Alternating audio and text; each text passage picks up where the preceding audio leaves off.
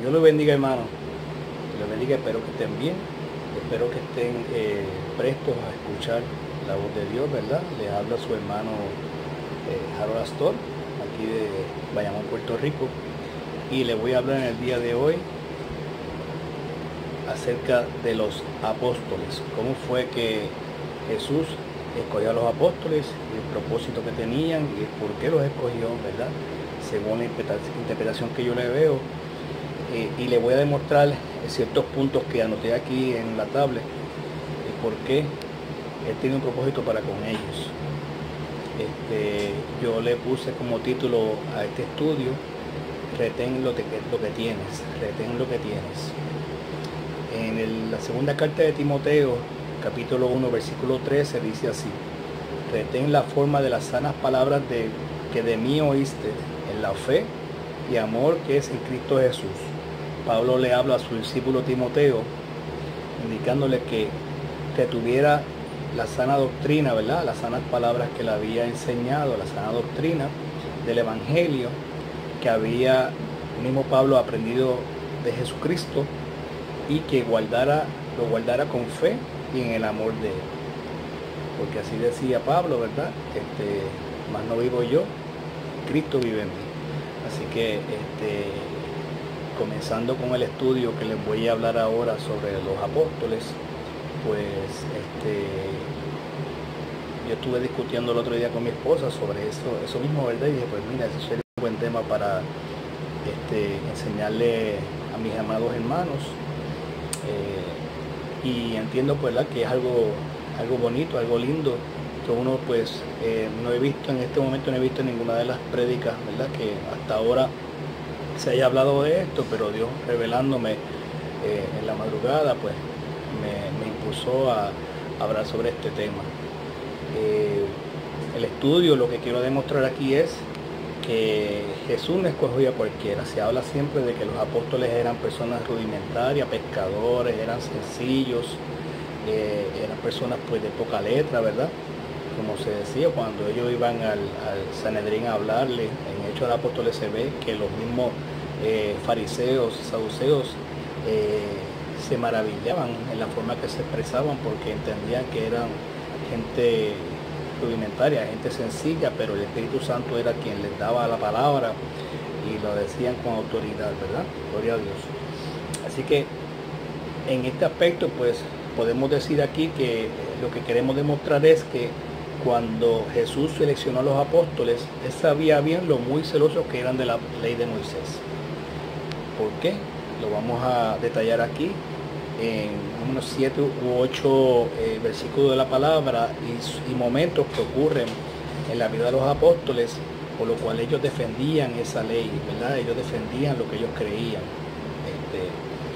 Y como le había hablado anteriormente, eran personas rudimentarias, sin letra, la mayoría de pescadores, hablan sencillo, aparte de Judas, que sabía que era el que manejaba el dinero, y de Mateo, que era un publicano, ¿verdad? Así como yo era un contador en estos días, trabajaba con las contribuciones del pueblo. Pues los demás eran sencillos de palabra. Pero esto era favorable para el momento de que cuando ellos vieran el testimonio de Cristo frente a ellos mismos, ¿verdad? Cómo Cristo se comportaba, cómo Cristo se desenvolvía con el pueblo, las palabras que Él enseñaba a los demás, ¿verdad? Ellos podían reconocer en ese momento lo que habían aprendido desde pequeño, lo que habían aprendido, porque ciertamente el pueblo judío iba a las sinagogas, aprendían de la palabra, ¿verdad?, de la ley de Moisés, los salmos, los proverbios, tenían conocimiento, tenían que saber de la palabra de Dios. El más y el que menos tenía que tener un conocimiento de la palabra de Dios. Y cuando el Espíritu, aunque no tenían el Espíritu Santo, Cristo estaba con ellos, por eso el Espíritu Santo no estaba en ese momento. Pero cuando Cristo se desenvolvía en ciertas cosas y manejaba las situaciones en ciertas ocasiones, ¿verdad?, que voy a presentar aquí, ellos se acordaban de lo que habían aprendido de toda su vida. Y eso es algo que a mí me ha llegado mucho, ¿verdad?, porque dije, caramba, cuán importante es uno aprender y conocer a Dios desde pequeño. Por eso voy a hablar del primer punto, que dice así. Yo entiendo que en este caso ellos tenían que haberse acordado, ¿verdad? Lo que les estoy hablando ahora de aprender desde pequeño. Y aquí hay un proverbio bien significativo, ¿verdad? Ellos tenían que aprender estas cosas porque era un mandato de Moisés, de que por generaciones tenían que enseñar a sus hijos desde muy pequeños la ley de Moisés.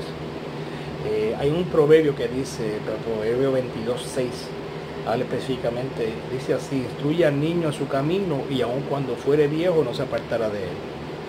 Por esa razón, pues, el pueblo hebreo, ¿verdad?, tenía esa enseñanza desde muy pequeño, siguiendo el mandamiento de Dios, que desde muy pequeño tenía que ser instruido bajo la ley de Moisés, bajo la palabra.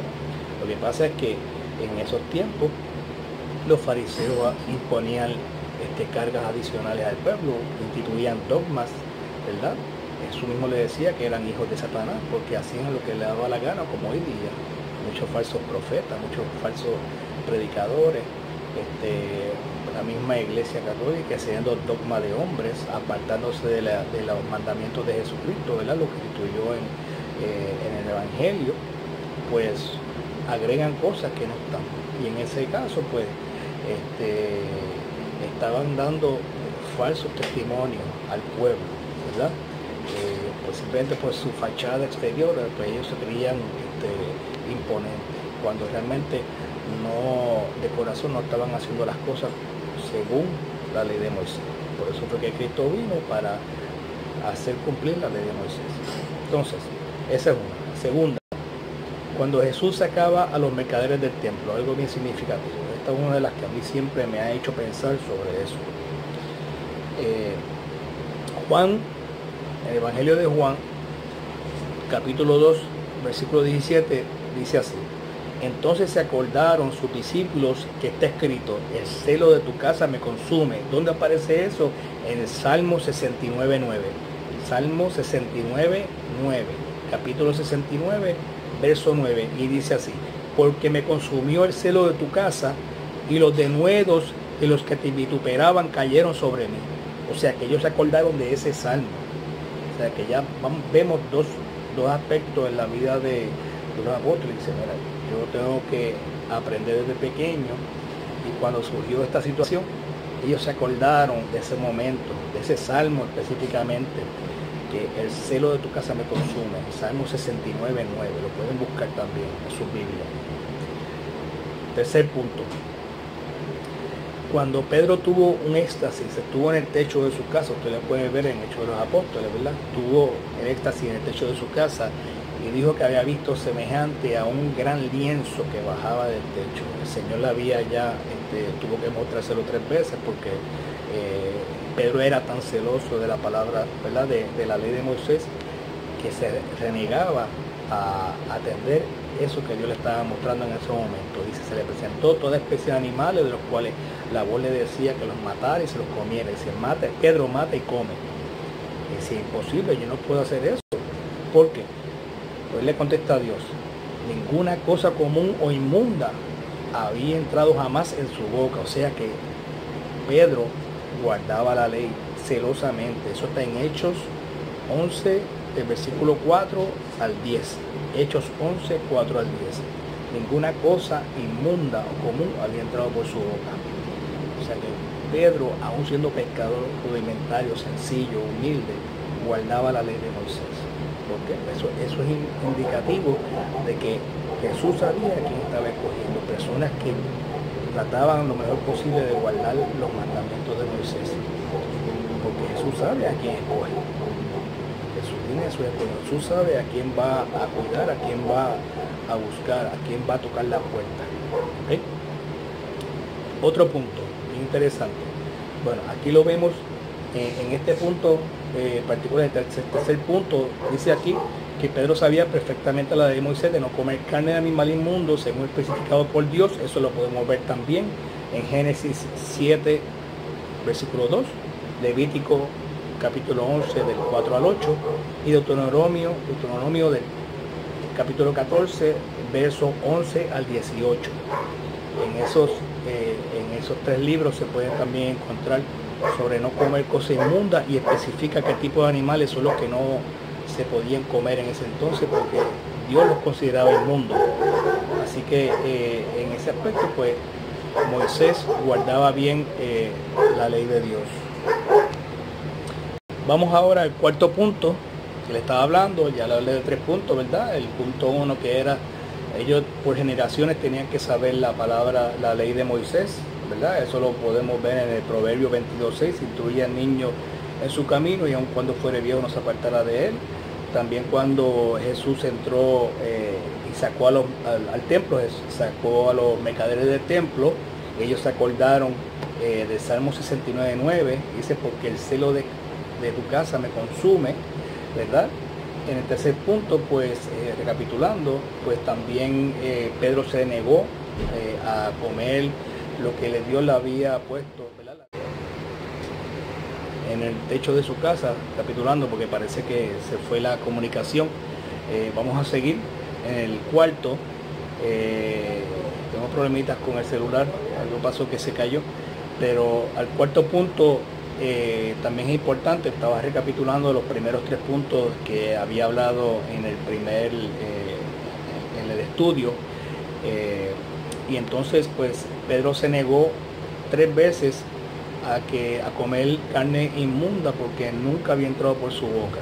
O sea que ya eso también estaba, había explicado que también estaba en varios libros del Viejo Testamento. Y como cuarto punto está que los discípulos sabían el de Elías que había de venir. Había una confusión de que si Juan el Bautista o Jesús, pero ese punto en particular lo menciono porque sí, los hebreos, ¿verdad?, en aquel entonces sabían del Viejo Testamento que había un Elías que había de venir primero antes del Mesías. Por lo tanto, aquí en Mateo 17:10, capítulo 17, versículo 10, dice de la siguiente manera: entonces sus discípulos le preguntaron diciendo, ¿por qué pues dicen los escribas que es necesario que Elías venga primero? O sea que ellos estaban cuestionando, ¿verdad?, en el orden de cómo iban a pasar las cosas. Si él es el Mesías, ¿dónde estaba el Elías? Entonces Jesús tuvo que explicarle a ellos que Elías, lo que representaba Elías en aquel entonces era Juan el Bautista. Por eso Juan el Bautista se presentó primero y luego viene él. O sea, tuvo que aclarar ese punto. ¿Dónde vemos esto en el Viejo Testamento? Por lo menos lo que yo estuve buscando sobre particular, ¿verdad?, sobre la asunción de Elías iba a venir y después venía a venir Jesucristo, pues lo encontré en Malaquías 4:5. Malaquías capítulo 4 versículo 5 dice de la siguiente forma: he aquí yo os envío el profeta Elías antes que venga el día de Jehová grande y terrible. ¿Ve? Ese fue el único versículo de la Biblia que yo entendí muy parecido a lo que vemos en Mateo 17:10, cuando los apóstoles le cuestionan a Jesús, le preguntan a Jesús sobre el Elías que había de venir primero. Ok, punto número 5. Cuando Pedro, el apóstol Pedro, entra a la casa de Cornelio, Pedro inmediatamente reconoce, ¿verdad?, que fue algo difícil para él. Tuvo que Dios mostrarle 3 veces en ese lienzo, repetírselo 3 veces, porque para él era, como decía él, abominable que un judío pudiera entrar a casa de un gentil.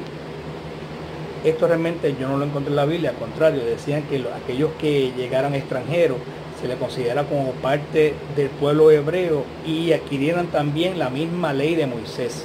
Aquellos que se iban a adherir, ¿verdad?, el pueblo hebreo tenían que hacer cumplir la ley de Moisés. Eso lo vi en varios versículos del Viejo Testamento, sobre todo el Pentateuco. Por lo cual eso me deja llevar que eso ya era una costumbre, ya eso se le había fomentado a los discípulos, a los hebreos, de que era algo abominable a que cualquier extraño, a que ellos no podían entrar a casas de extraños. ¿Sabes? Si anteriormente, de hecho, cuando salieron de Egipto, pues hubo también otros pueblos que salieron con ellos, ¿verdad? Que de hecho fueron los que más se quejaron de Dios, del maná y todo lo demás, pero que había convivencia con otros pueblos amigos de ellos. Así que El decir eso, pues realmente no encontré en ningún versículo de la Biblia que fuera original, sino que ya Pedro, y como mismo pasaba con los samaritanos, que los samaritanos y ellos no se llevaban, ¿verdad? Pues de la misma forma, pues ellos encontraban abominable, era prohibido totalmente entrar a casa de un gentil. O sea que la acción de Pedro fue algo que nunca se había hecho, y por lo tanto, como ya había tenido la revelación de Dios, ¿verdad? La revelación de Dios, había entendido que no solamente era comer y matar y comer, no era cuestión del alimento, de los alimentos, que ya eso también se abrogó, ¿verdad? Se echó a un lado con la muerte de Jesucristo, que ya Jesucristo derramó su sangre, y cualquier cosa ya en este momento se puede comer, ¿verdad? Dando en acción de gracia, ¿verdad? No nos pasará nada. Pero hasta ese punto, pues Pedro tuvo que entender eso, pero eso también fue más allá, esa revelación fue más allá de simplemente el hecho de no comer ciertos alimentos, ¿no? Sino que fue también el saber que la salvación iba a ser para todo el mundo. Por eso es que en este caso, Pedro dice, en Hechos 10:28, dice: y les dijo, vosotros sabéis cuán abominable es para un varón judío juntarse o acercarse a un extranjero, pero a mí me ha mostrado Dios que a ningún hombre llame común o inmundo. Hechos 10:28. O sea que ya él entendió realmente el propósito de la muerte de Jesucristo en nosotros, que la salvación va a ser allegada a todos. Por eso no, los extranjeros ya no son cosas abominables como aquellos animales que no se podían comer. El punto 6. Pedro no quería que se lavara los pies. Eso es algo bien significativo también, porque sabía muy bien lo que significaba para el judío. Y aquí les voy a poner 2 puntos. En Jueces 19:21 habla claramente que el anfitrión de la casa ponía un recipiente de agua, como allí era, como andaban en sandalias, y no había pavimento como ahora, todo era de polvo, obviamente se ensuciaban los pies, y como ahora se pone una alfombra, pero en aquel entonces se ponía un jarrón grande frente de la casa para lavarse los pies antes de entrar a la casa y no ensuciar la casa. Y eso lo tenían en todas las casas, excepto para las casas de los ricos. Los ricos, por ende, tenían sus esclavos, y los esclavos pues eran los que le lavaban los pies al extranjero, al que venía, al visitante. Pero en Jueces 19:21 pues explico, ¿verdad?, lo que dije anteriormente, de que cada visitante a la casa común, ¿verdad?, a cualquier individuo común, ellos tenían esos jarras y se lavaban los pies. En la primera de Samuel, la primera carta de Samuel 25, del 40 al 42, habla específicamente de que a los ricos, ¿verdad?, los esclavos eran quienes le lavaban los pies a los visitantes. Muy bien. En el punto 7 hablamos aquí otro aspecto muy importante, y que a estas alturas, parecido a lo que estaba pasando allí, está sucediendo ahora. ¿Por qué? Le digo ahora en un momento.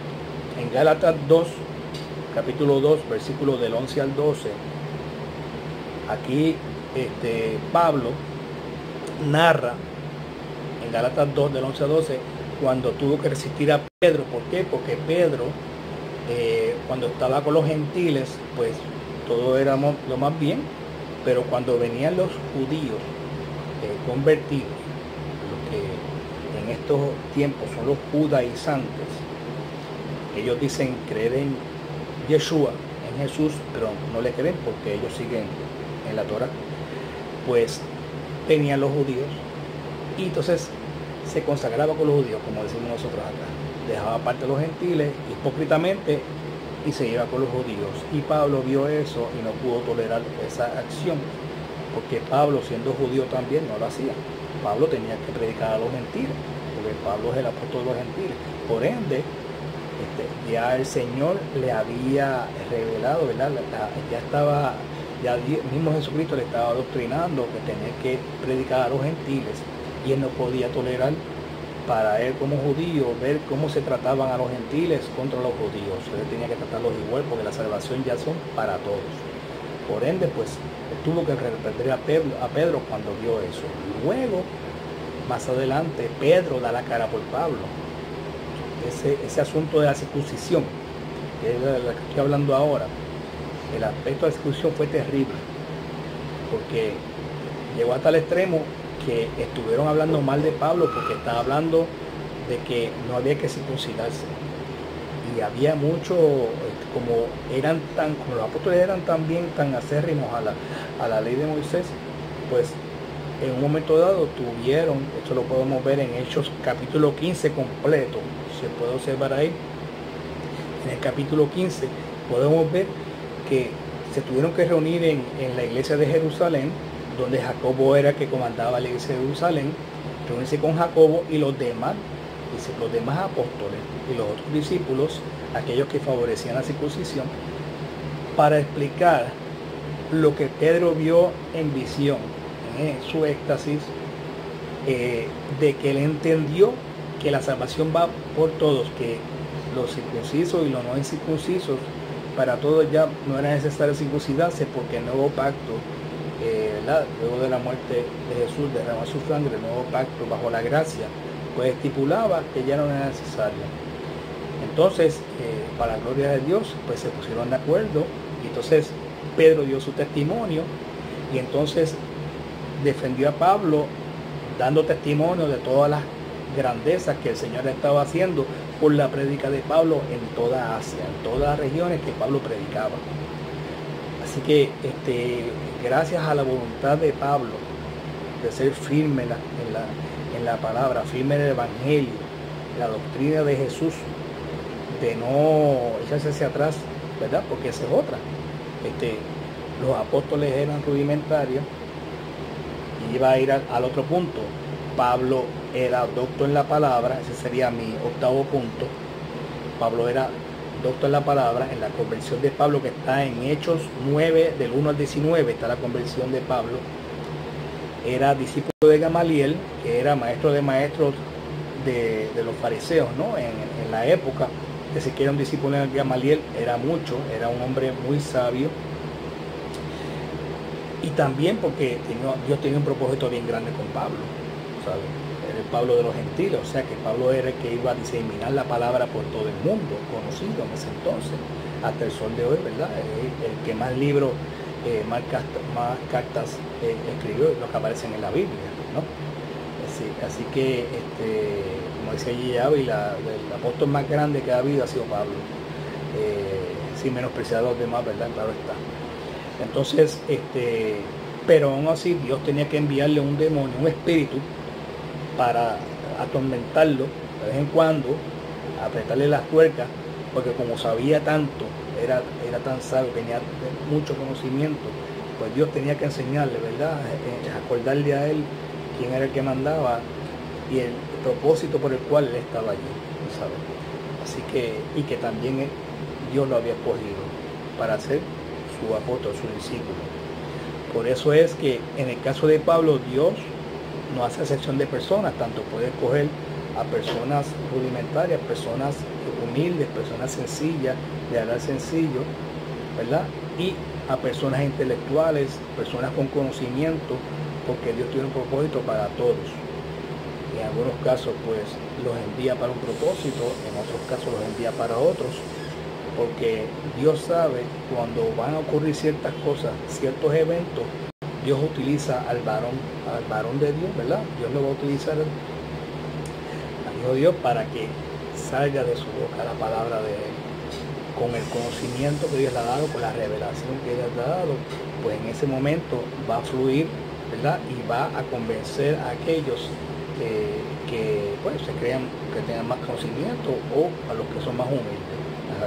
Dios trata con todo el mundo porque no hace acepción de personas. Ok, en este último caso, pues yo les voy a leer aquí, ¿verdad? Un poquito de lo que había escrito en mis apuntes. Yéndome al punto 7, que es el de la circuncisión y la conversión de Pablo, yo tengo una preocupación bien grande con esto de los judíos, ¿verdad? De los convertidos, los cristianos judaizantes. Precisamente ayer también tuve una experiencia en Facebook, ¿verdad? Y hay que atacar esas cosas, hermano. Hay que diseminar la palabra, hay que ser valientes, hay que enfrentarse a estas personas, hay que poner por escrito, por lo menos si hay un área donde tú puedas dar su sentir, decir, mira, estas personas están en anatema, son anatema. Gálatas 1, del 8 a 9 dice, más si aún nosotros o un ángel del cielo anunciar otro evangelio diferente del que hemos anunciado, sea anatema, maldito. ¿Por qué la gente se va a molestar si uno le va a decir, mira, tú estás haciendo anatema, eres un maldito? Tú no puedes predicar que tú crees en Jesucristo, primero cambiándole prácticamente, hablando en hebreo y cambiando todas las palabrerías, diciendo que la Torá es la que salva, que la Torá está por encima del evangelio que predicó Pablo, que predicaron los apóstoles, porque ellos mismos son más judíos que esta gente que se creen judíos. Cambian. Mira, yo recuerdo bien, muy bien, yo acepté al Señor ya para 1980, aunque me aparté, pero gracias a Dios estoy en los caminos otra vez. Yo recuerdo muy bien que las Biblias donde se decía Yahvé, eran en las Biblias católicas. En las Biblias católicas era donde único se decía Yahvé. En las Biblias católicas, recuerdo muy bien, porque las he leído. Yo me crié en el catolicismo, ¿sabes? Donde se decía Jehová, era en todas las iglesias, en todas las Biblias evangélicas. Ahora eso es un revolú, una cocha. Unos por allá dicen Yeshua, otros por allá dicen Yahweh, otros por allá, hasta ayer, la situación que sucedió ayer era que una persona estaba preguntando en uno de los foros que hay de los falsos apóstoles y demás, que cuál era el sello de Dios. ¿Cuál es el sello de Dios? Pues el sello de Dios, de los escogidos de Dios, el Espíritu Santo. Obviamente. Le pongo allí el versículo que lo dice, los que sirven a Dios, los que lo siguen. Y ella me dice simplemente que no sabía que el sello de Dios es el Sabbat. Imagínate. Eso están hablando de herejías, anatema, porque el Sabbat, el Señor Jesucristo es el Señor del sábado. Lo dice bien claro la palabra. Y eso es uno de los estudios que yo voy a repetir, porque se me cortó también el celular. Algo estoy teniendo problemas con el celular que me está cortando esto. Así que más adelante yo estaré exponiendo todas estas cosas, porque la verdad que es preocupante. Y nosotros los cristianos, los verdaderos cristianos, que miramos que vamos a ayunar, que oramos en la madrugada, que estamos buscando de Dios en espíritu de verdad, tenemos que dar la voz de alerta a los hermanos, porque hay muchos chuecos, hay muchas iglesias chuecas, no solamente que incluyen cuánta porquería hay, también están poniendo cosas que no tienen nada que ver, el judaizante, estos que se ponen, parecen, son sinagogas de Satanás, así mismo lo dice la palabra, sinagogas de Satanás, están predicando el judaísmo vestido de Jesucristo. ¿Entiendes? Eso es todo. Se ponen el manto encima y tienen más cosas, parece más Israel que una sinagoga de Israel que otra cosa, no parece un templo. Así que yo les exhorto, hermanos, a que si tiene que poner algo en las redes, si usted está en las redes, de verdad, después que haya atendido las cosas de Dios primero, vaya a las redes con coraje y valentía, usted ponga la voz de alerta, la voz de exhortación a los hermanos, que dejen de estar perdiendo el tiempo mirando esas falsas doctrinas, porque mismo Pablo lo decía, lo dice bien claro en la palabra. Hebreos lo dice claro, aunque no se sabe quién fue el autor de Hebreos, pero se asume que fue Pablo, lo dice bien claro. Está doctrinando a los judíos mismos. Los apóstoles eran judíos, ¿sabes? ¿De qué estamos hablando? Así que no seamos insensatos, vamos a ir con la frente en alto, buscando revelación de Dios en la madrugada, pidiéndole a Dios que revele, que te aumente la fe, que te dé revelación, que te dé discernimiento de las cosas, y Él te la va a dar, pero tienes que pagar un precio haciendo todo eso. Tienes que hacerlo de ninguna otra forma. Las iglesias están llenas de gente chueca, la mayoría casi no busca a Dios en espíritu en verdad, hermano. Están simplemente para pasar al frente y que oren por ellos y ya hicieron yo le he dicho en otras ocasiones, lo vas a ver en otro video. Y quiero cerrar con esto, ¿verdad? Para dejarles ver que el mismo Jesucristo sabía con quiénes se estaba metiendo. Uno de ellos lo traicionó, pero también sabía que lo había traicionado porque había un propósito, ¿verdad? para que fuera entregado. La única diferencia es que él pudo haber tenido el valor, la valentía de reconocer su pecado y haberse arrepentido, si no hubiera sido salvo, porque Dios ya hubiera pasado, ¿verdad?, a la gracia, ya a morir Jesús le hubiera perdonado sus pecados, la sangre había sido derramada. Entonces, ¿qué quedamos? ¿Sabes? Entonces vas a seguir con la misma costumbre diciendo que el sábado, que se está igual que adventistas, que los adventistas y los judaizantes no meten ninguna diferencia si vamos a decir que el sábado, Jesús hacía milagros los sábados, hacía las cosas los sábados también, para demostrar que era el dueño del sábado, ¿entiendes? O sea, hablando del sábado domingo, mira, yo voy al culto el domingo, el martes y el jueves, 3 días. O sea que todos los días se supone que uno vaya, o por lo menos dedique su vida al Señor todos los días, y si va a ir, vaya al calendario según lo que la iglesia le ponga, ¿verdad? Trate de cumplir con la iglesia también, ¿verdad? Con su pastor. Y vaya a todos los cultos. Sabe que los judíos iban a un solo día, pero ya estoy convertido, pues está bien. Si iban los sábados, iban los sábados, pero también todos los días ellos tenían que adorar a Dios, porque ellos ya tenían el Espíritu Santo. Ya con el Espíritu Santo eso se adora todos los días. ¿Entiendes? Así que vamos a ser sensatos en estas cosas, vamos a pensar primero en las cosas de Dios, no seguir al hombre, porque el hombre te puede decir muchas cosas, muchas medias verdades, muchas mentiras, puede decirte muchas cosas buenas y después a la larga lo daña. Y ahí el que no hace nada, el que no lee palabra, el que no ora, el que no se levanta en la madrugada a orar, a vigilar también, ¿verdad? Porque por las noches cuando Satanás es lo más actúa y los brujos, el que no ayuna, pues no va a hacer nada. Cuando venga el arrebatamiento de la iglesia se va a quedar por no hacer nada. Así que te quedas viendo televisión, te quedas haciendo nada, te quedas viendo los juegos, lo que sea, viendo novelas, lo que sea. Si eso es lo más cómodo para ti, mira, te hubieras quedado mejor en la iglesia católica. Que las misas, cumples un domingo, ahí en una iglesia chueca, sales igual como entraste y ya, lo mismo. Para eso tú no te hubieras convertido, te hubieras ido a la iglesia, pero para tú convertir tu corazón al Señor, de aceptar al Señor, tú tienes que pagar un precio, vuelvo y lo repito. Tienes que ponerle tu parte, porque si no te pierdes. Que persevera hasta el fin será salvo. Por eso pongo aquí, en mi último comentario, para cerrar y terminar. He aquí yo vengo pronto.